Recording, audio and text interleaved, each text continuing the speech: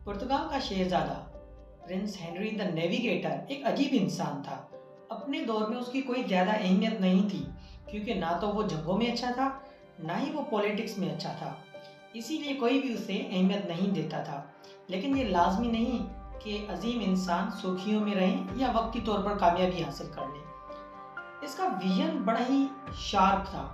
वो यूरोप जो fall of Constantinople यानी कि सुल्तान मोहम्मद टू, जिसने कॉन्स्टेंटिनोपल को पर कब्जा कर लिया था। यूरोप के पास कोई भी ज़मीनी रास्ता नहीं था ट्रेड को बहाल करने के लिए। उस दौर में प्रिंस हेनरी ने नेविगेशन का स्कूल बनाया, दुनिया का सबसे पहला नेविगेशन का स्कूल।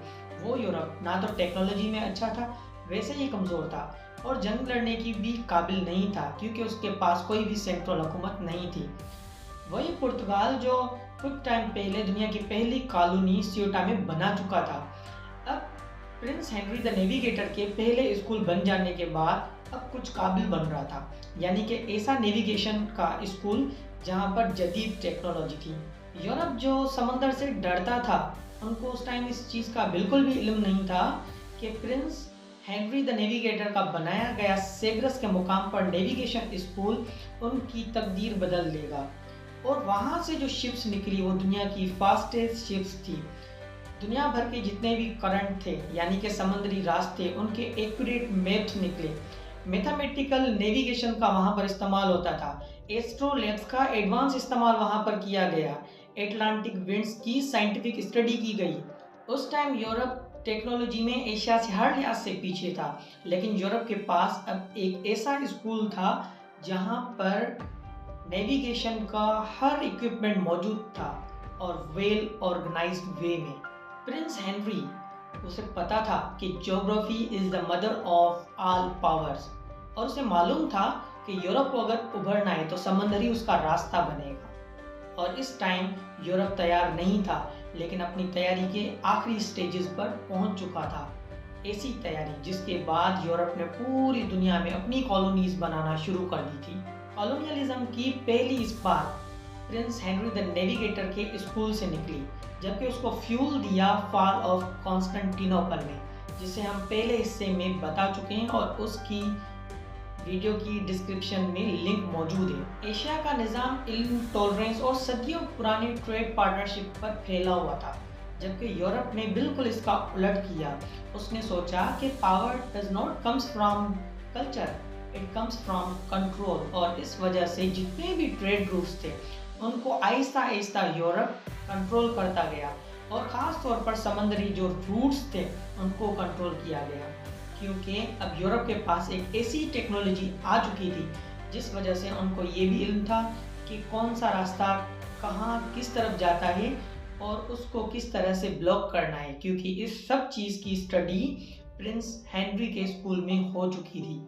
एशिया ने ट्रेड को कोऑपरेशन समझा और पूरी दुनिया में इस ट्रेड के जरिए अपनी सॉफ्ट पावर को प्रमोट किया सदियों से, और यही एशिया की तारीख थी।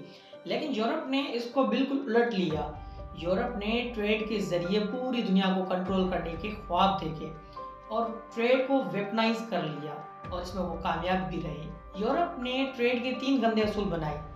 ज्योग्राफी डिसाइड डेस्टिनी सेकंड असूल बनाया, trade is power but monopoly is absolute power, और तीसरा उन्होंने असूल बनाया, knowledge plus violence is equal to empire. Europeans ने Islamic science, Indian mathematics, Chinese invention और इन सब चीज़ों को मिलाकर मिलिट्राइज किया और पूरी दुनिया के खिलाफ यकजा करके यूज़ किया। और ये सब उन्होंने कहाँ पे किया? सेग्रस के मैदान पर, प्रिंस हेनरी द नेविगेटर के स्कूल के अंदर। एशिया ने इल्म दिया, यूरोप ने उसी इल्म को वेपनाइज किया। पुर्तगाल के बाद स्पेन, इंग्लैंड, फ्रांस, नीदरलैंड, ये सब आए, उन सब का एक ही असूल था। सबसे पहले ट्रेड पोस्ट बनाए, फिर फोर्ट बनाए, फिर किंग्स को मैनिपुलेट किया और फिर टैक्स कंट्रोल किया। रिलीजन को वेपन बनाया, आर्मी उतारी, और फिर कल्चर तब्दील हुए और जितने भी लोकल कल्चर्स थे उनको ख़त्म कर दिया गया। और यही गेम हर जगह खेली गई, India, Indonesia, America, Australia, Arabia, हर जगह पर। यहाँ तक कि वहाँ के जो नेटिव थे आज हमें वहाँ पर नज़र ही नहीं आता, और फील होता है कि ये यूरोपियन तो हमेशा से वहाँ पर आबाद थे। کالونیلزم صرف ایک زمین پر قبضہ نہیں تھا، یہ اس ٹائم پوری دنیا کی سافٹ ویئر ری رائٹ کرنے کا ایک نیا ٹول تھا۔ اس نے ری رائٹ کیا لینگویج کو، کرنسی کو، سوچ کو، پوری دنیا کو۔ ایشیا کا زوال نیچرل نہیں تھا، وہ اسٹریٹجک تھا۔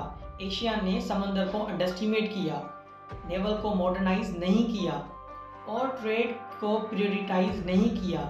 ٹریڈ کو کہیں بھی انہوں نے کنٹرول نہیں کیا۔ یورپ کے لیے انہوں نے دروازے کھلے رکھے اور انہوں نے اپنی سائنس کو ویپنائز نہیں کیا اور اپنی انٹرنل پولیٹکس میں الجھتے رہے۔